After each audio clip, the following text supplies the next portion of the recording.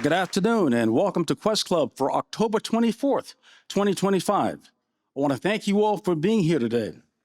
We're now on the 296th day of the year and have 67 days left in 2025.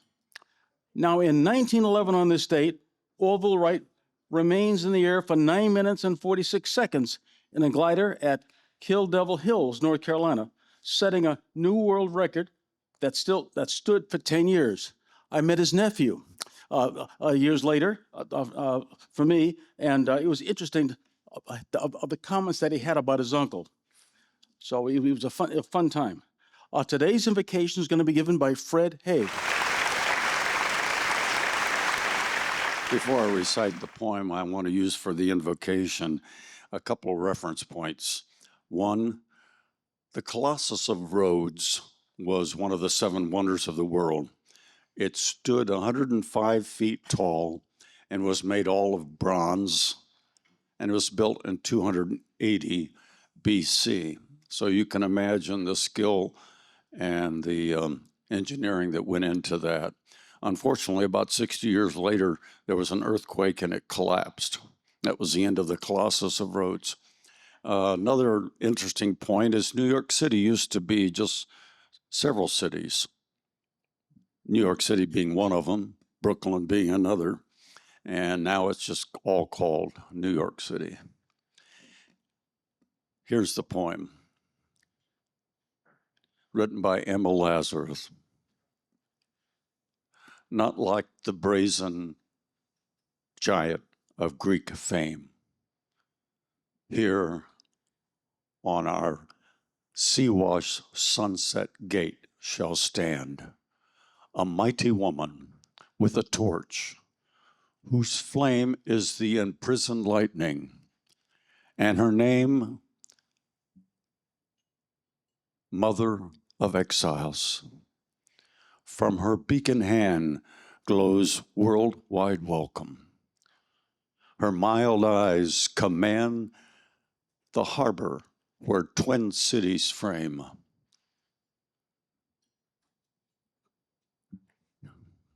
Keep, ancient lands, your storied pomp, cried she with silent lips. Give me your tired, your poor, your huddled masses yearning to breathe free. The wretched refuse of your teeming shore. Send these, the homeless, tempest-tossed to me. I lift my lamp beside the golden door. Let's see, today's topic is ESP True or False, and it's going to be presented by Jim Geist. And Jim is a Fort Wayne native, is the founder and CEO of Red Tail Consulting, where he advises family and business owners on business succession and charitable giving. Before his full-time retirement, he served as a senior gift planning advisor with the Greater Fort Wayne Community Foundation, and previously as business development executive with Forvis Mazars, a global accounting and consulting firm. A graduate of Indiana University's Kelley School of Business with a degree in accounting and a minor in economics, Jim began his career at Summit Bank as a credit analyst and trust officer, later enjoying a 25-year career in private banking with several regional and national institutions. Deeply engaged in community service, Jim has served on numerous boards, including the Parkview Foundation, Fort Wayne Metropolitan YMCA, I served with him on Science Central, and the Wagon Wheel Center for Arts, among others. He is also a 28-year member of Rotary, having served as past president of the Warsaw Rotary Club. I didn't realize it was Warsaw, okay? Jim and his wife, Leanne Powers, a Fort Wayne native and founder of Visual A Creative, share 4 children, all Purdue graduates, and 9 grandchildren. Leanne is also the artist behind the world-famous IPFW Mastodon logo. Together, they enjoy time at Clear Lake, where Jim and his family pursue sailing, skiing, kayaking, biking, and time with for this family. Jim, welcome. First of all, I'd like to say how grateful I am for this club and for the opportunity to write this paper. I knew nothing about this except some of the experiences I've had, and then some of you have shared your own experiences about what happens through ESP or parapsychology or however one might define it. It's pretty remarkable. I'm also very grateful for my wife, Lee. She put up with me while I wrote this thing. Over 100 hours, maybe 200 hours of time put into it. And she would come into the office and say, "Are you still working on that paper?" I was working on it this morning. So it's kind of like birthing a baby. Once it's hatched and comes out, here we are. So I hope you enjoy. She's not able to be here today. She's in a conference in Phoenix. So hopefully if this hits YouTube, we can watch it later on, or she can watch it later on. Well, thanks for being here.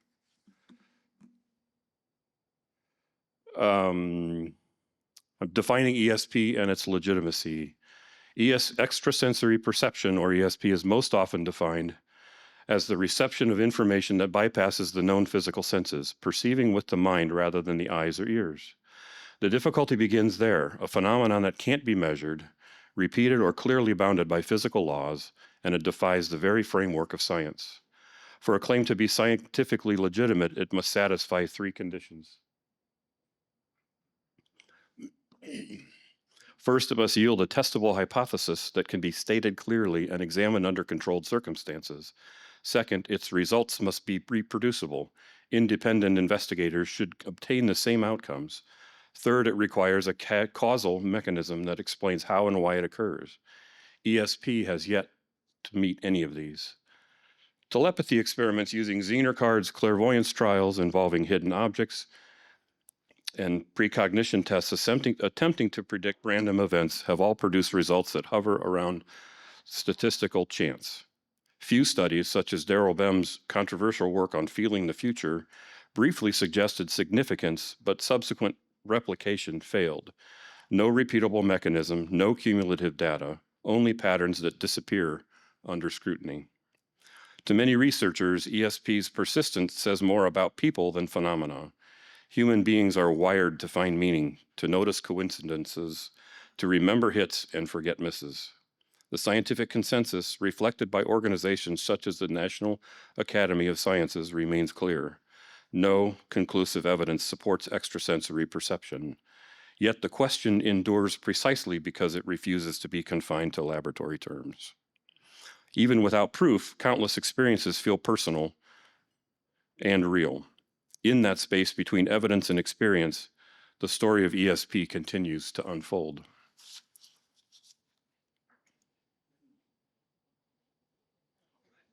Did Jesus or Yeshua or your God have ESP? Long before Rhine's laboratories or government remote viewing projects, sacred texts told of extraordinary perception. In the New Testament, Jesus or Yeshua perceives the thoughts of others, asking the scribes in Matthew, "Why do you harbor evil in your hearts?" Did I get that right? Okay. And tells the Samaritan woman in her life's private details in John 4, leading her to declare him a prophet. The prophets of the Hebrew scriptures likewise display awareness beyond ordinary senses. Elijah exposes an enemy king's secret plans. Daniel interprets dreams. Isaiah foresees nations rising and falling. But theology draws a crucial boundary. Such insight is not described as human faculty, but as divine revelation, a message from God, not a power within man. Where the modern mind might see telepathy, Scripture sees the spirit. Thus, what modern language calls psychic, biblical language calls prophetic or prophecy. Whether one reads these stories as miracle, metaphor, or communication, and a longing to know more than our physical senses permit. J.B. Rhine. In 1882, the Society for Psychical Research, formed in London, determined to examine apparitions, telepathy, and mediumship with scholarly rigor. Across the Atlantic, William James and other American academics joined the effort, convinced that if such effects existed, science would face them and not flee them. The movement's most enduring voice was Joseph Banks Rhine, a botanist turned psychologist at Duke University in the 1930s. Using decks of cards marked with simple symbols a star, a cross, a circle, a wave. Rhine asked subjects to guess hidden messages while controlling and trolling for chance. Over tens of thousands of trials, he observed slight but consistent deviations from randomness. To him, this hinted at a genuine, though elusive phenomenon. Rhine coined the term parapsychology and insisted on stricter methods, randomization, blind testing, and statistical analysis. His 1934 book, Extrasensory Perception, made national headlines, shifting the question from seance to statistics. Critics accused him of loose procedure and selective reporting, yet his meticulous record-keeping marked a turning point, an attempt to translate mystery into data. By mid-century, however, mainstream psychology turned elsewhere. Behaviorism and positivism, schools that recognize only observable behavior and measurable cause, pushed subjective experience to the margins. Still, Rhine's work planted an idea both scientific and philosophical. If thought can influence outcomes, then consciousness itself may participate in the fabric of reality. For a handful of researchers, that possibility proved irresistible. Edgar Cayce. In the early 20th century, few figures captured the public imagination like Edgar Cayce. The man newspapers dubbed the sleeping prophet. Born in rural Kentucky in 1877, Cayce was an unassuming photographer who, under self-induced trance, began offering readings on health, healing, and later other metaphysical themes. Over his lifetime, he gave more than 14,000 such readings. Cayce's sessions always began with a ritual phrase, after which he spoke in a slow, measured voice, as though accessing a vast inner library. To those who heard him, it seemed he was drawing information from a higher source, what he called the universal mind. Remarkably, many of his medical recommendations, though unconventional, proved helpful enough to attract physicians' attention and a devoted following. A devout Christian, Cayce saw his abilities not as psychic trickery, but as expressions of divine law, evidence that the soul could attune to a broader consciousness that transcended time and space. Through the Association for Research and Enlightenment, founded in 1931, his work inspired what would later become the New Age movement. To skeptics, his readings were vague and self-confirming.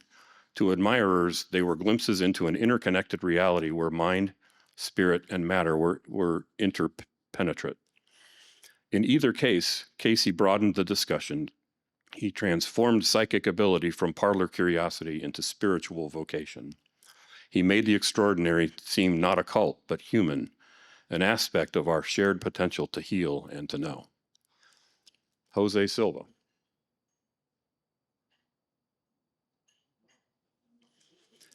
If Cayce represented the intuitive mystic, Jose Silva embodied the practitioner experimenter. A self-taught radio technician from Laredo, Texas, he began in the 1940s to wonder whether the human brain, like a radio, could be tuned to receive clearer signals of intuition.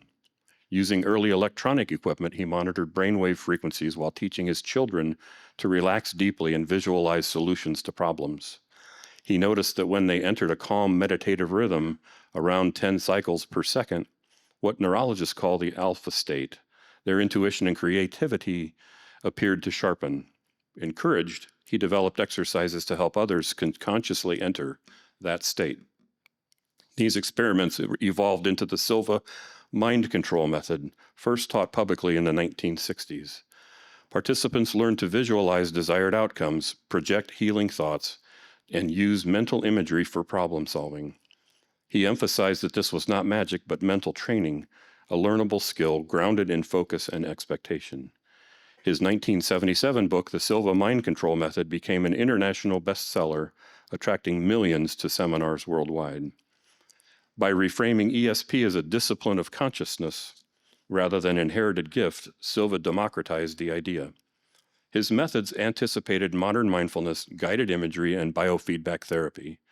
Today, variations of Silva's techniques persist in coaching, meditation, and personal development programs under the names like the Silva Ultramind System. Whether or not one accepts its metaphysical claims, Silva's central premise endures. The mind, when properly trained, is not a passive observer, but an active participant in shaping experience.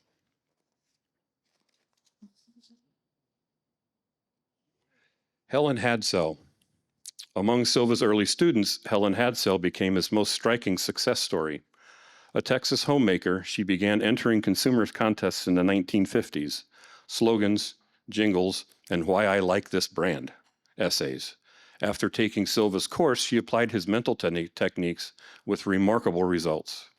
Over the next 2 decades, Hadsell won hundreds of prizes, cars, trips, appliances, even a fully furnished home in the 1964 New York World's Fair. Her method, outlined in the Name It and Claim It game, followed a clear formula: select it, project it, expect it, and collect it. She called it the SPEC method. You don't hope, she said, you know.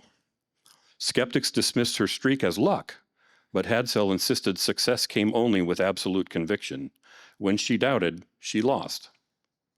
To admirers, her message anticipated the idea of self-efficacy, belief in one's power to create results. Traveling widely, Hadsell taught visualization and mental rehearsal long before they entered mainstream psychology. She wasn't selling superstition, but illustrating belief in action, showing that the frontier of mind lies not in laboratories, but in everyday choices shaped by expectation. From Casey's trances to Silva's training in the Hadsell contests, the 20th century transformed psychic ability into personal experiment. The mind was no longer seen solely as a witness to a reality, but a potential architect to it. By the late 1960s, neuroscience began to catch up with what mystics, meditators had described for centuries, that consciousness moves in rhythms. Electroencephalography, thank you, Dr. Hanley, for that pronunciation, or EEG, revealed that the brain emits measurable electrical patterns corresponding to different states of awareness. Beta waves dominate during active thought, analysis, and decision-making, the mental chatter of daily life. Alpha waves, slower and smoother, accompany relaxation and inward focus. Theta waves appear in daydreaming and the threshold of sleep, the realm of intuition and imagery. Delta waves arise in deep, restorative rest. The Menninger Foundation in Topeka, Kansas became a hub for this research. Psychologists Elmer and Alice Green used biofeedback instruments to show that subjects could learn to voluntarily produce alpha and theta waves, slowing heart rate, lowering blood pressure, and accessing vivid internal imagery. Their findings demonstrated that conscious could, in fact, tune itself, echoing Jose Silva's intuition that the mind was both receiver and transmitter. Other scientists, such as Charles Tart at the University of California, Davis, proposed that altered states were not distortions of perception, but expansions of it. Windows into dimensions of awareness normally filtered out. As brain imaging tools evolved, researchers observed that the meditation and visualization enhanced neural coherence and strengthened regions associated with attention, empathy, and creativity. These boundaries blurred the old Cartesian boundary between mind, body, and matter. Where a philosopher once saw an immaterial soul in a mechanical body, neuroscience now suggested a continuum, a feedback loop in which intention and physiology shape one another. What was once called paranormal began to look like a natural capacity of the consciousness to reorganize itself. If Jose Silva offered a do-it-yourself model of mental training, Russell Targ tried to measure psychic perception under the microscope of physics. Oops. Sorry about that.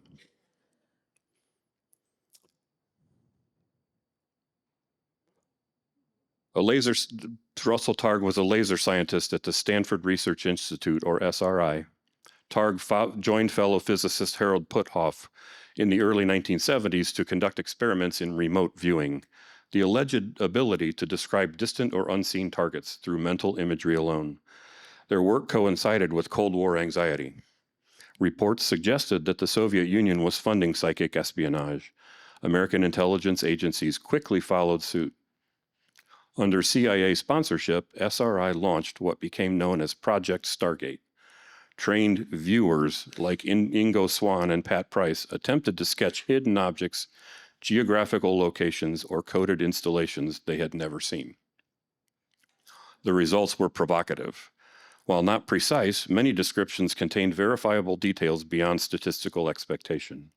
When the data were declassified in the 1990s, the CIA concluded that remote viewing had produced occasional successes, but lacked operational reliability, useful for curiosity, but not intelligence. Still, the consistency of anomalous results intrigued researchers. Targ's interpretation was elegantly heretical. Perhaps consciousness itself is non-local, not confined to the brain, but distributed like light across the fabric of space and time. In his books, he argued that psychic perception might be related to quantum entanglement, the instantaneous exchange of information across distance.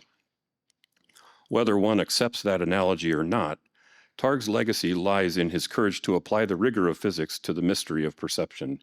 He refused to dismiss what data revealed simply because theory could not yet explain it. For him, the frontier of mind was an extension of physics itself, a field awaiting its equations.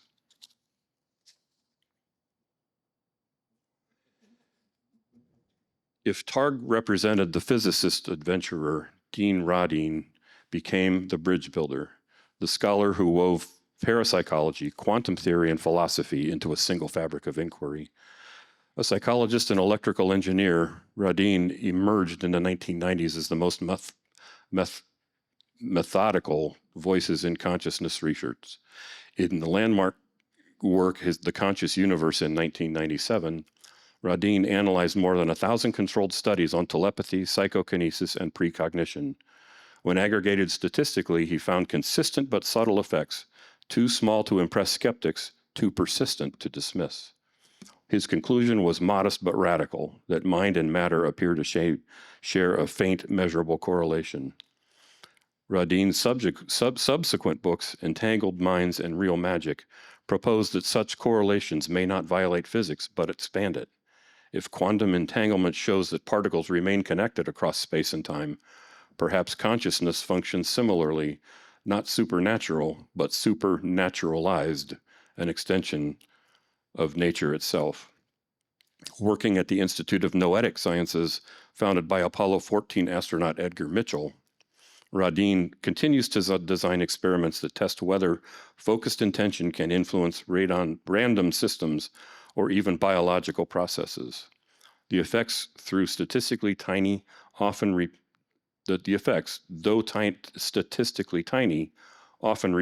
a whisper of interaction between thought and physical reality.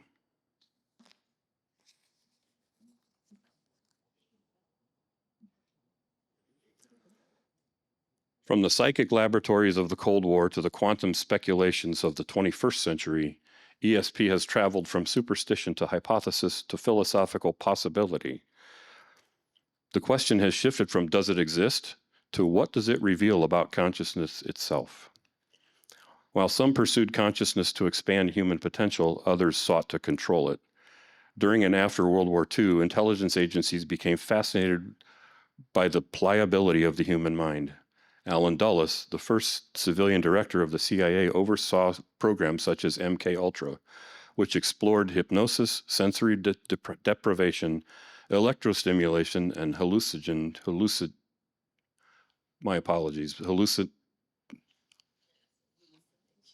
hallucinogens. Yes, thank you. As tools of persuasion and interrogation. Dulles' curiosity was not born in darkness alone. He had watched the Manhattan Project convert invisible theory into world-altering power. If hidden laws of physics could split the atom, perhaps hidden laws of psychology could command the will. In that intoxicating belief, moral lines blurred. Scientists who once studied ESP and hypnosis for healing found their work repurposed for manipulation. Declassified documents later revealed experiments that violated consent and conscience alike. The same frontiers that inspired Rhine, Silva, and Radin, the notion that thought might shape reality, were mirrored here in a grim inversion, that reality could be engineered to shape thought. This shadow history forces an ethical reckoning. Knowledge without wisdom corrodes. Curiosity without compassion corrupts. Every exploration of consciousness, from the laboratory to the battlefield, must answer the same question: to what end?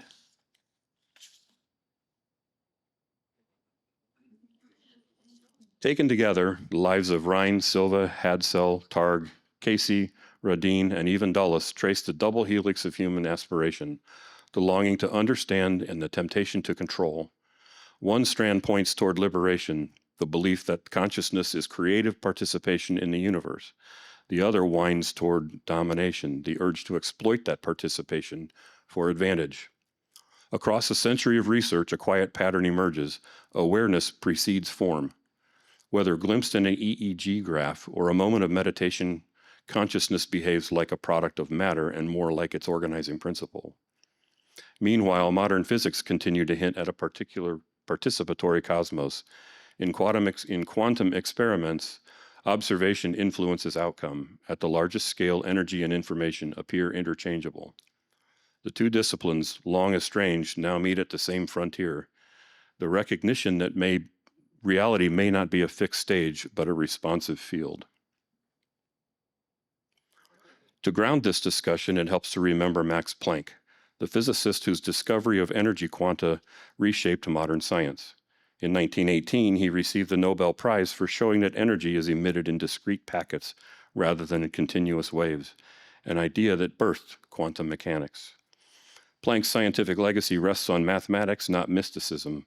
He never claimed that quantum physics proved consciousness could move matter, yet his philosophical reflections are often misquoted to suggest otherwise. Quote, "I regard consciousness as fundamental," unquote, he once said, meaning that any description of nature must begin with an observer, not that consciousness itself performs physical miracles. Planck's insight, that observation and energy are inseparable, remains fertile ground for reflection. It reminds us that reality is participatory and that the observer is woven into what is observed.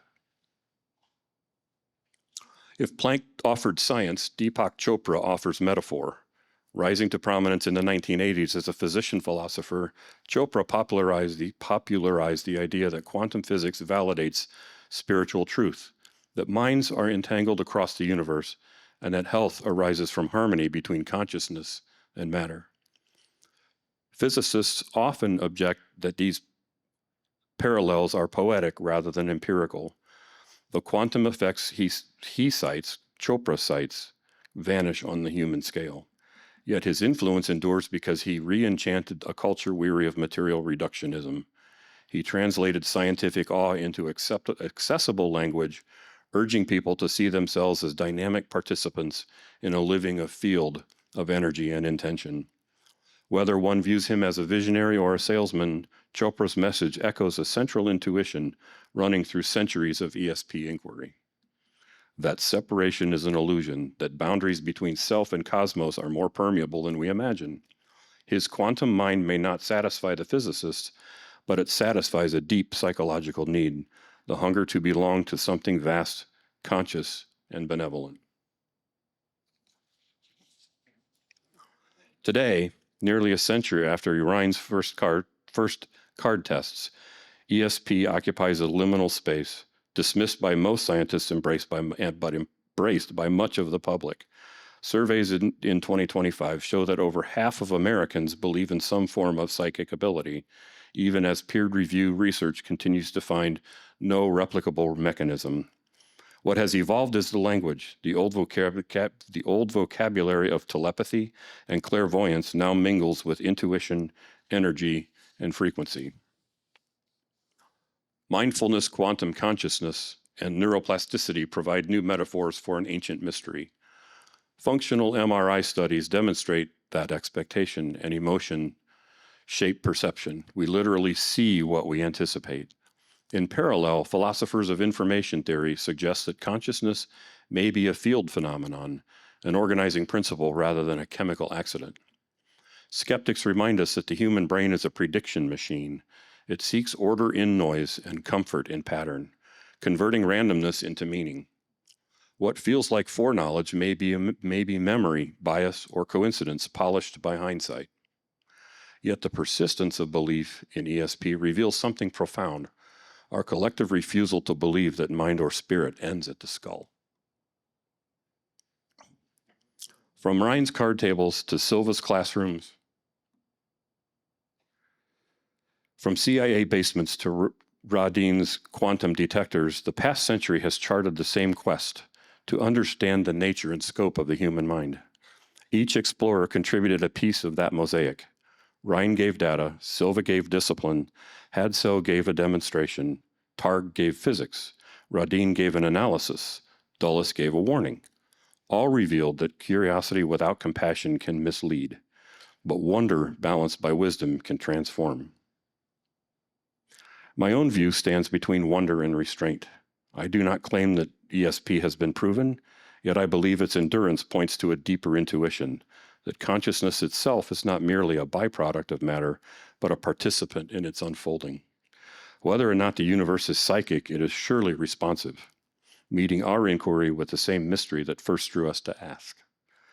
In the 20th century mastered matter, if the 20th century mastered matter, the 21st may yet be remembered as the century that discovered mind, not as illusion or magic, but as the quiet architect of reality. Perhaps the universe has been conscious all along, waiting patiently for us to recognize ourselves in it. Thank you.